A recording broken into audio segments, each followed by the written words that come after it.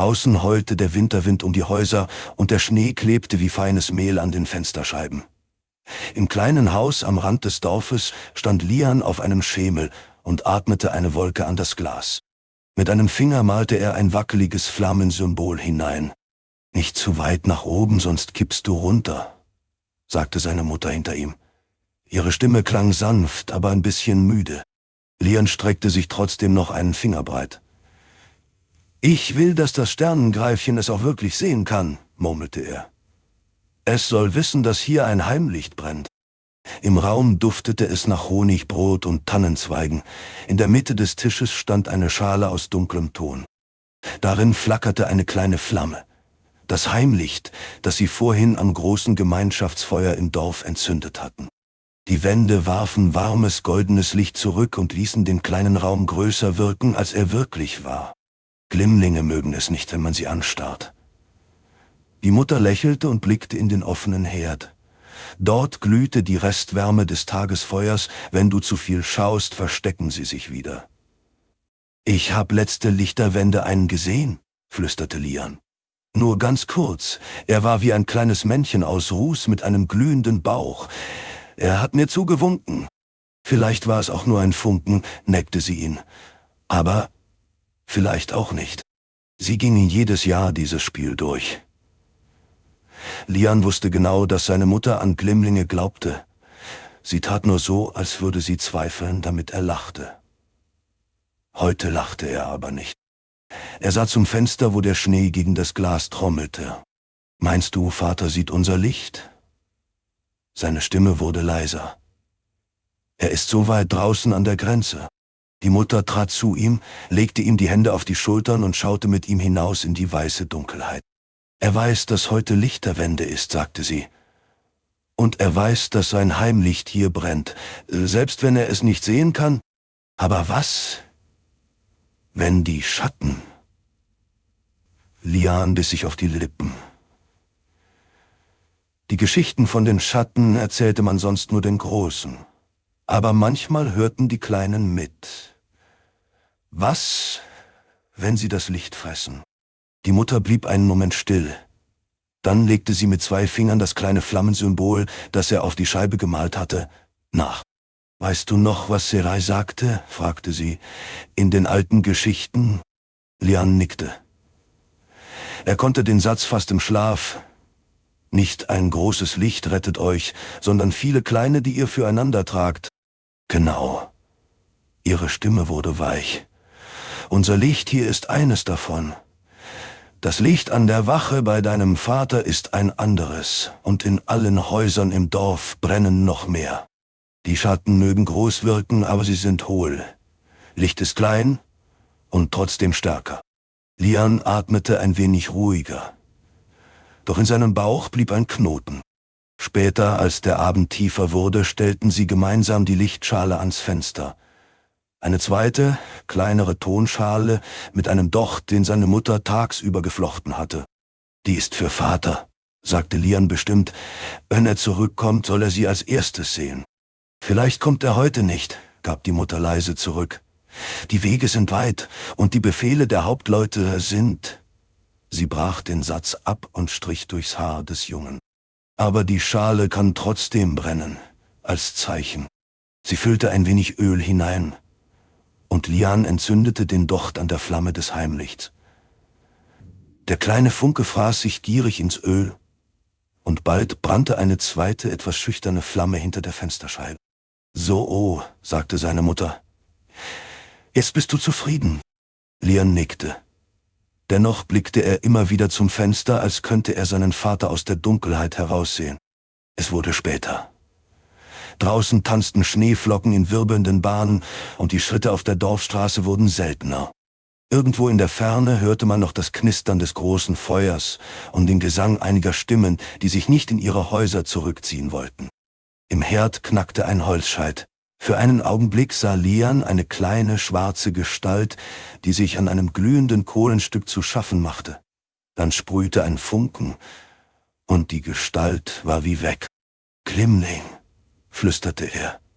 »Ich hab dich gesehen.« Er wusste nicht, ob der Glimmling ihn gehört hatte. Aber die Glut glühte ein bisschen heller und der Raum wirkte sofort wärmer. Die Mutter war in der kleinen Nebenkammer, um Decken zu holen. Lian blieb allein in der Stube und setzte sich auf den Schemel am Fenster. Die kleinen Flammen spiegelten sich in seinen Augen. Plötzlich glaubte er, etwas draußen im Dunkel zu sehen. Kein Soldat, kein Reiter, eher ein Schatten, der sich durch den Schnee schleppte.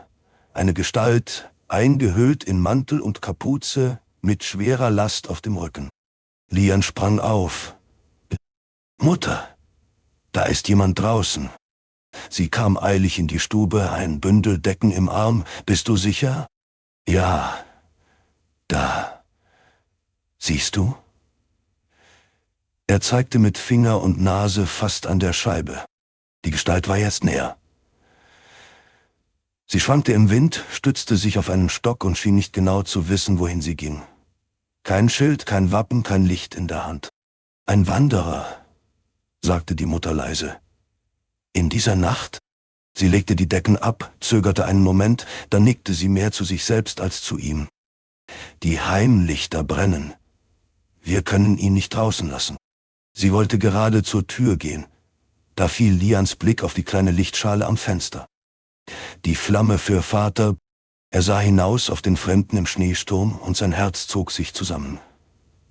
Was, wenn es ein Räuber ist? Was, wenn er unser Licht klaut? Was, wenn Vater dann gar kein Licht mehr hat? Hinter ihm knackte wieder die Glut. Es war, als würde jemand in der Luft kichern, ganz leise, wie das Rascheln trockener Blätter. Lian drehte sich um, aber er sah nur den Herd. Als er wieder zum Fenster sah, stockte ihm der Atem. Auf dem Fensterbrett direkt neben der Lichtschale hockte ein kleines Wesen. Es war kaum größer als eine Katze, der Körper war schlank und elegant wie der eines geflügelten Raubtieres, der Kopf trug einen feinen Schnabel und am Rücken entsprangen zwei zusammengefaltete Flügel. Doch alles an ihm schien aus Licht zu bestehen. Aus milchigem, blassem Glühen, das nicht blendete, sondern die Ecken des Zimmers sanft erhellte. Ein Sternengreifchen. Lian wagte kaum zu atmen. Das Wesen legte den Kopf schief und sah ihn an. Oder war es die Flamme, die es betrachtete? In seinen Augen blinkten winzige Sterne.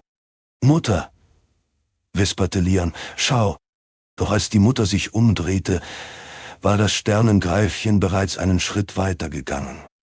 Es stellte sich mit den vorderen Pfoten an den Rand der Lichtschale und tippte ganz vorsichtig gegen den Ton, so dass die Flamme ein wenig zitterte. Die Mutter sah nur das Zittern der Flamme. »Der Wind zieht«, meinte sie. »Wir sollten das Fenster besser abdichten.« Lian merkte, dass das Sternengreifchen sie gar nicht zu bemerken schien. Es sah nur ihn an. Es neigte den Kopf. Einmal. Dann wandte es sich wieder der Flamme zu und streckte eine leuchtende Kralle aus, so als würde es fragen, »Wem gehört dieses Licht?« Lian hatte plötzlich das Gefühl, als hätte ihm jemand den Bauch geöffnet. Der Knoten in ihm drückte gegen die Rippen. »Das ist für Vater«, flüsterte er. »Nur für ihn, damit er heimfindet.« Draußen stolperte der Wanderer und blieb kurz stehen. Man sah, wie er den Kopf hob, als hätte er die Lichter im Dorf bemerkt, konnte sich aber nicht sicher sein. Das Sternengreifchen sah hinaus, dann wieder Lian an. Es sagte nichts, doch in seinem Blick lag eine Frage, die er nicht überhören konnte. Gilt das Licht nur für einen? Oder für alle, die es brauchen? Lian fühlte, wie ihm die Augen heiß wurden. Er wusste, was Serai gesagt hatte. Er kannte die Geschichten von Glimmlingen und Lichtern, die man teilte. Aber das war etwas anderes. Dies war sein Vater, sein eigener, einer, und die Schale war so klein. Was, wenn die Flamme nicht für zwei reichte? Für Vater und Fremden. Das Sternengreifchen trat vorsichtig in die Lichtschale hinein. Seine Pfoten berührten nicht den Docht, aber seine Gestalt leuchtete heller, und die Flamme wuchs ein kleines Stück, als ob sie sich freute. Dann sprang es wie ein Funken direkt durch die Scheibe nach draußen. Es hinterließ keinen Riss, keinen Ruß, nur ein kurzes, flackerndes Sternchen, das vor Lians Augen tanzte. Draußen im Schneetreiben war für einen Herzschlag lang ein kleines leuchtendes Tier zu sehen, das um den Wanderer kreiste. Es strich ihm um die Schultern, legte sich um seine Kapuze wie ein schimmernder Kranz und wies dann mit einem Flügelschlag direkt auf das Haus. Der Wanderer blinzelte, dann setzte er einen Fuß vor den anderen, diesmal entschlossener, auf das Haus mit den 2 Lichtern zu. Lian, die Stimme seiner Mutter klang nah und fern zugleich. »Bleib hinter mir, ja?« Sie öffnete die Tür. Kalte Luft und Schneeflocken drangen in den warmen Raum. Der Wanderer stand jetzt im Rahmen, zitternd, die Wangen rot vor Kälte, die Augen müde. »Verzeiht«, brachte er hervor. Ich sah euer Licht, dürfte ich, für eine Stunde. Kommt herein«, unterbrach ihn die Mutter. »Die Lichterwende verbietet uns, jemanden vor der Tür stehen zu lassen.« Sie führte ihn zum Herd, reichte ihm eine Decke und einen Becher heißen Tee. Der Mann setzte sich zögerlich, als traue er dem Glück nicht, und wärmte seine Hände am Becher. Lian schlich sich näher. In der Nähe des Fremden konnte er schwach ein Glimmen sehen, so als würde ein kleiner Funken auf dessen Mantel ruhen. Ein Schatten von Flügeln, der nur für einen Herzschlag zu erkennen war, dann verschwunden. »Das Sternengreifchen ist bei ihm«, dachte Lian. »Es hat ihn gebracht.« »Ihr seid von weit her?« fragte die Mutter. Der Wanderer nickte. »Von der Grenze. Die Wege sind schlecht. Viele Wachen sind müde, manche krank. Ich war Bote.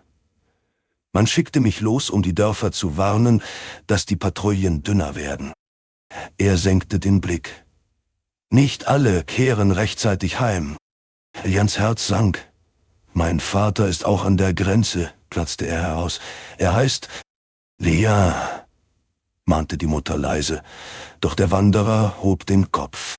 Er nannte den Namen des Vaters. Der Mann runzelte die Stirn, dachte nach, dann hellte sich sein Blick. »Ja, ich kenne ihn. Ein stiller Mann, aber standfest. Er hat mir einmal seinen Mantel geliehen, als ich fast erfror. Ein schwaches Lächeln huschte über sein Gesicht. Ohne ihn wäre ich vielleicht gar nicht mehr hier.« Lian schluckte. Wird er heimkommen? Der Wanderer sah zwischen Mutter und Sohn hin und her. Draußen schlug der Wind eine Handvoll Schnee gegen die Scheibe. Dann atmete der Mann tief ein. »Ich kann euch nicht lügen«, sagte er. »Ich weiß nicht, was morgen bringt, aber ich weiß dies, an seiner Wache brennt ein Licht, und ich weiß, dass ich heute noch dies hier tun werde.« Er griff in seine Tasche und holte eine kleine, zusammengerollte Papierrolle hervor, versiegelt mit einem einfachen Wachsklecks. Er bat mich, wenn ich auf meinem Weg an eurem Dorf vorbeikäme, euch das zu geben. Er wusste nicht, ob ich es schaffe. Aber nun bin ich hier. Die Mutter nahm die Rolle mit zitternden Fingern. Lian sah, wie ihre Augen glänzten, als sie das Siegel betrachtete, das sie nur zu gut kannte. »Siehst du?« sagte sie leise zu Lian. »Sein Licht hat uns erreicht. Auf einem Weg, den wir nicht erwartet haben.« Lian sah vom Wanderer zur zweiten Lichtschale am Fenster. Die Flamme darin brannte unverändert ruhig. Und in diesem Moment wusste er, dass sie nicht weniger für Vater leuchtete, nur weil sie auch den Fremden hereingebeten hatten. Später, als der Wanderer eingeschlafen war, zusammengerollt auf einer Decke nahe beim Herd, stand Lian noch einmal am Fenster. Draußen war der Sturm leiser geworden. Über den Wolken schimmerte ein schwaches Sternenband. Das Heimlicht und die Lichtschale spiegelten sich im Glas und malten 2 kleine Sonnen in die Dunkelheit. »Wenn du ihn siehst«, flüsterte Lian zum Himmel, »sag ihm, dass sein Licht hier brennt und dass wir unseres teilen.« Etwas Warmes streifte seinen Arm. Ein feiner Schein zog sich wie ein leuchtender Faden am Fensterrahmen entlang. Das Sternengreifchen saß wieder auf dem Brett, als wäre es nie fort gewesen. Es legte den Kopf schief, so wie zuvor, und schien ihn zu mustern. »Ich hab's verstanden«, sagte Lian. »Licht ist nicht weniger, wenn man es teilt.« Das Sternengreifchen blinzelte. Dann öffnete es leise die Flügel. Ein paar winzige Lichtfunken lösten sich aus seinem Gefieder und schwebten wie Glühwürmchen zur Herdstelle. Dort sanken sie zwischen die Kohlen. Die Glut flammte auf, als hätte jemand frisches Holz nachgelegt. Für einen Moment meinte Lian, in den Schatten des Herdes ein kleines, rußschwarzes Männchen zu sehen, das sich behaglich die Hände rieb. Ein Glimmling. Er grinste, hob eine unsichtbare Mütze und verschwand im warmen Rot der Kohlen. »Danke«, flüsterte Lian. Als er wieder zum Fenster blickte, war das Sternengreifchen verschwunden, nur die lichterwende Flammen brannten weiter, ruhig und klar. In dieser Nacht träumte Lian von vielen kleinen Lichtern, die durch die Dunkelheit wanderten. Heimlichter, Wachfeuer, Treiberlichter auf Flüssen, Glimmlingsfunken, Sternengreifchenflügel. Und irgendwo an einem anderen Feuer saß sein Vater, hüllte den Mantel enger um die Schultern und blickte lange in eine Flamme, die genauso aussah wie die ihre. Er lächelte, als würde er etwas hören, was nur er hören konnte. Vielleicht war es die Stimme seines Sohnes. Vielleicht war es das Flüstern der kleinen Flamme. Oh, ihr Lieben, das war Lians Geschichte. Manche von euch werden sich fragen, ist es wirklich so geschehen? Ich sage euch, in Teutaria ist das nicht die wichtigste Frage. Viel wichtiger ist, könnte es so geschehen? Und was sagt es über uns, wenn wir wollen, dass es so ist? Schaut, in dieser Geschichte gibt es keine großen Schlachten, keine Helden mit glänzenden Klingen, keine Zauber, die den Himmel spalten.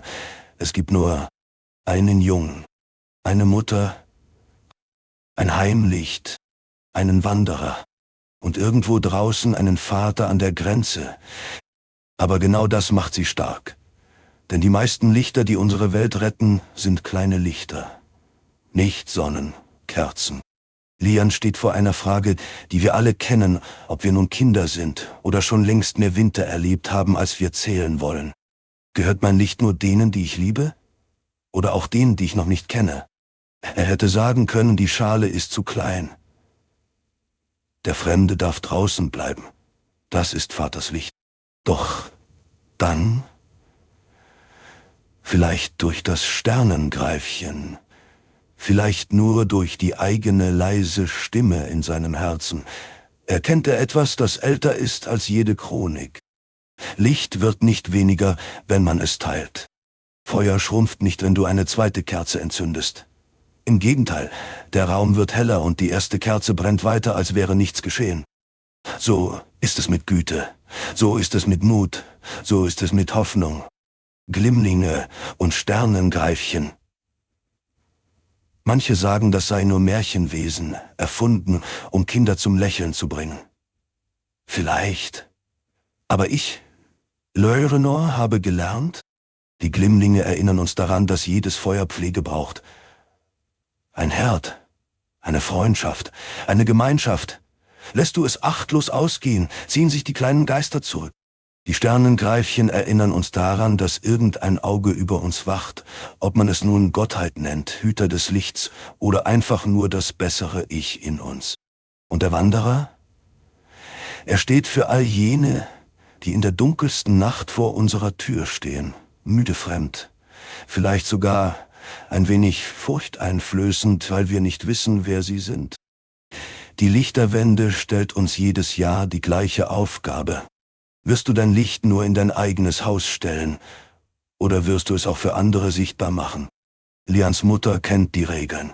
Ein Heimlicht an der Tür bedeutet, hier wirst du nicht abgewiesen. Sie hat sicher selbst Angst, um ihren Sohn, um das wenige, das sie besitzen, um den Mann, der draußen Wache hält. Und doch öffnet sie. Seht ihr, was die Geschichte uns zuflüstert? Sie sagt nicht, hab keine Angst. Sie sagt, hab Angst und öffne trotzdem.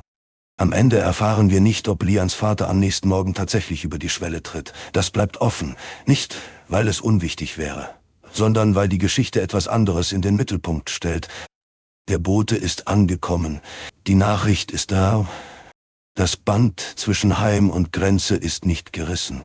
Und das geschieht, weil irgendwo ein Mann an der Grenze sein Licht weitergegeben hat. Er gab einem Boten seinen Mantel, sein Vertrauen, seinen Auftrag, so wie Leanne und seine Mutter ihr Feuer weitergeben. Serai, die Hüterin der kleinen Flamme, hat einmal gesagt, so überliefern es die Alten: Jeder, der ein Licht weiterträgt, wird selbst zum Hüter, nicht durch Namen, sondern durch Taten. In dieser Nacht wird aus Lian ein solcher Hüter, ohne Rüstung, ohne Schwurstein, ohne Trompetenstoß. Er trifft eine Entscheidung in einem stillen Raum mit honigduftender Luft. Unser Licht ist nicht nur für uns. Und genau das, meine Freunde, ist der Kern der Lichterwende. Wenn ihr also in der dunkelsten Nacht des Jahres eine Kerze entzündet, wenn ihr eine Schale ans Fenster stellt, wenn ihr einem Müden die Tür öffnet oder einem Traurigen zuhört, dann seid ihr für einen Augenblick wie Lian. Und vielleicht, nur vielleicht, sitzt irgendwo ein Sternengreifchen auf eurem Fensterbrett und nickt zufrieden, während ein Glimmling in eurer Herdglut wohlig seufzt. Denn in einer Welt, in der Schatten wachsen können, ist jede kleine Flamme, die ihr füreinander tragt, ein Stück des Schwurs auf dem Teutaria-Hut. Solange irgendwo ein Licht brennt, sind wir noch nicht verloren. So, meine Zuhörer, zündet eure Lichter mit Bedacht an und vergesst nicht, mindestens eines davon für jemanden zu brennen zu lassen, der es noch nicht kennt.